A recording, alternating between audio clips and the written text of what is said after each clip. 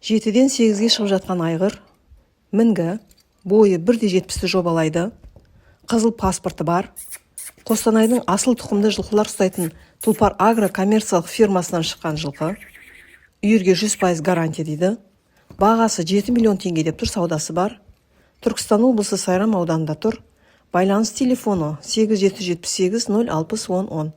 Қажет болса осы номерге хабарласыңыздар, арнаға тіркеліп лайк басуды ұмытпаңыздар.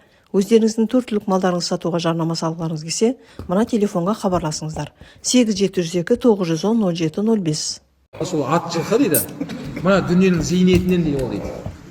Алла Тағала атты өте сондай әдемі жаратқан. Хадисте келген ол. Расулullah айтады, балаларыңды 3 нәрсеге үйретіңдер дейді. Соның біріншісін атты айтқан. Ғұламалар айтады, атқа қанша уақыт арнап, соны сипалап, жем беріп, қарай берсең, сағаттап жүрсін. Ол уақыттан сұралмайсың дейді. Өйткені атқа қараған кезде адам тек қана өрден бір жақсы энергия алады екен адам.